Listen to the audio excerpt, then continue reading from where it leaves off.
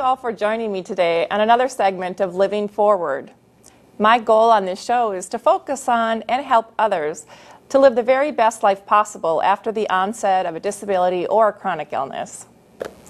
Today we have a very special guest with us. Dr. Julie Smith wrote a book titled When It Happens to Your Health, 5 Action Steps to Take Control of Your Recovery. I've personally read this book and have gone through the workbook and found it to be a great resource for anyone who needs a little extra help getting their life back together after the onset of an injury or an illness. So welcome, Julie. Oh, thank you. It's good nice to be here. Nice to have you on the show. Thank you. So if you could tell me, please, what was the precedence for the book? Well, my background, I have a consulting firm, and we help companies execute large-scale change. Okay. And then I've noticed in the last probably 6 years, those companies have been saying, you know, it's not enough just to execute the change.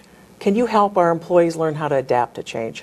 Oh, because absolutely. You know what it's like in the workplace now is it seems like there's just one wave of change after another. Absolutely. And so they need, you know, employees who are able to bounce back, adapt to things, help contribute to the change, and make things happen. Yeah. And so when writing this book, what was your precedence for the book? Well, one of the things that happened is as we began to do the workshops and deploy the tools within businesses, one of the things that happened is we had tens of thousands of employees go through these workshops.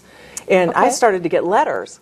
And what they said to me is, you know, this is such a wonderful action planning process. Right. That we've begun to use it, you know, with my mother who had a heart attack, or, you know, I've got a husband who's experiencing Alzheimer's, and we worked it as a family, the total process. Okay. And people started telling me the health issues that they were using the process for. And they said, could you please, you know, we had to adapt the book from the workplace over the health thing. Could you please develop a healthcare product and a program? Okay. So that was the beginning. It was. Okay. Yeah. And so when reading the book, you start off with a story, and alongside the story, you interject it with the tools and techniques that you use with the puzzle. Can you tell me about the different parts of the puzzle? Sure. And how that helps the person who's going through the program to greater visualize the changes that are being made in their life. Yeah, we wanted to make sure that we were accommodating different learning styles. So, you know, not everybody picks up a book and reads it. True. And so one of the things we wanted to do is we wanted to make sure that there were tools that people could take home. And that would be memorable, you know, that they could keep with them. So we came up with a really simple sort of memory type of tool around a puzzle that can be used in families from 2 to 16, or you know, to 60, and or even our oldest user that wrote me something was 103. So, oh, wonderful! So, but what it does is it reminds you of the pieces that need to be pulled together when you face a change. Okay, so let's go through the different puzzle pieces. So it starts with it happens. That's right. So and that's the it being the accident or injury, the onset of the change. The other thing, though, that it can be is for the family members. They haven't personally experienced that accident or injury, so it could be for them the life changes that occur for them. The first piece is dealing with my feelings. You know, I might be going through very negative sorts of feelings where I'm fearful, I'm anxious. You know, I just can't see my way out of this. So how do I get some relief from those feelings? And the first action step is about how to deal with your feelings. Wonderful. The next thing that happens is my thoughts and beliefs, you know, which is, gosh, I can't see any possibilities in this change. I can't see a new life coming out of this that could be rich for me. So how do you begin to reframe your situation and begin to see the opportunities? And then the final big piece of that kind of trio is your behaviors.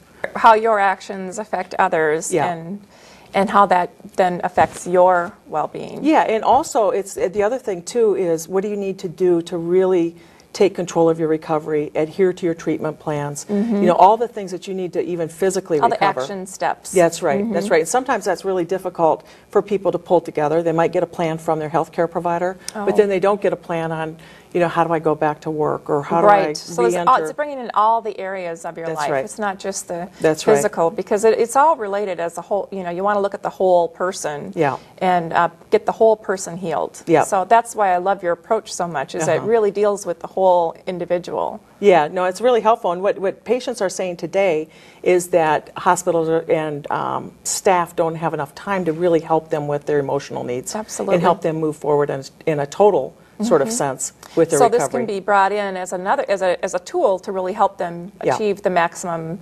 wellness, their maximum potential for living a full Yeah. life. Yeah. And that can be a difficult process if somebody has a really severe Right. injury, and it can take a long time.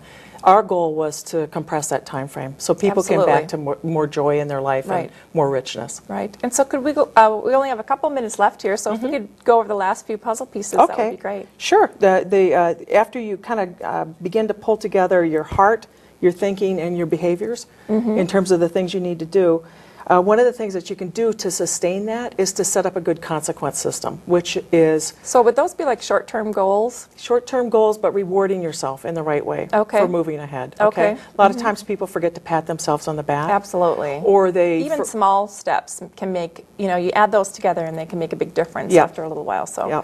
And another way to set up a good consequence system is to get a good support system.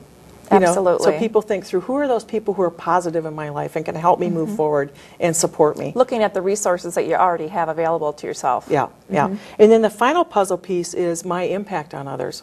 So, an illness or an injury affects not only the person who sustains it, That's right. but it's the whole rest of the family. Absolutely. So we've had people even in their 80s think through, and they know that they're terminal, but they're thinking through this piece very carefully because they're thinking, what sort of legacy do I want to I'll leave? leave my Yeah. family. And what do I want to demonstrate through this period that will help my children and grandchildren, at a Very later point, yeah. because they're going to face it too. Absolutely. Very important. Is there any advice you have for others? As a last thought, anything you'd like to tell the viewers on how best to get their life back on track again? Yeah, I think one of the things is the model that we base this off of is really proven, and there is a way to get back on track. Okay. And if people just keep working Well, I know the that 5 for actions. myself. Yeah, That's right. You've had it, right?